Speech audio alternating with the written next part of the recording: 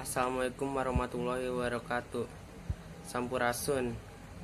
Ngaran abdi Deriam Faroroji Kurniawan di kelas 10 MIPA 1. Abdi di dieu rek ngajelaskeun cara mencegah virus corona. Pertama-tama naon eta virus corona?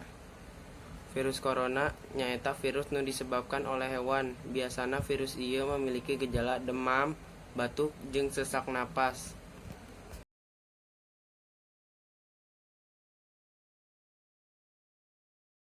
Urang kudu sering-sering nyuci leungeun karena 98% sumber penyakit asalna tina leungeun. Urang kudu nyuci leungeun nganggo sabun sareng ngajalankeun cai. Nyuci leungeun efektif maehan kuman, bakteri, jeung virus corona. Nyaeta hindarkeun nyentuh muka. Virus corona tiasa nyerang awak ngaliwat area seperti panon, sungut, sareng irung. Nyaeta hindarkeun oyak leungeun sareng ngarangkul. Ngahindarkeun kontak kulit sapertos goyang leungeun tiasa nyegan panyebaran virus corona.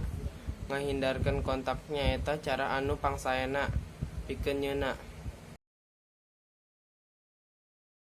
Nyaeta ngagunakeun etika bersin jeung batuk. Salah sahiji penyebab virus corona tiasa disebabkan ku cairan ti sungut. Cara ngagunakeun etika batuk jeung bersin nyaeta tutup sungut sareng irung supaya jelema anu di sekitar henteu tertular. Nyaeta menjaga daya tahan tubuh. Carana kudu rajin berolahraga di bumi, terus kudu sering-sering berjemur di panas matahari, jeung kudu rajin makan sayur-sayuran jeung buah-buahan. Eta beberapa pencegahan virus corona nu dapat abdi sampaikan. Hatur nuhun.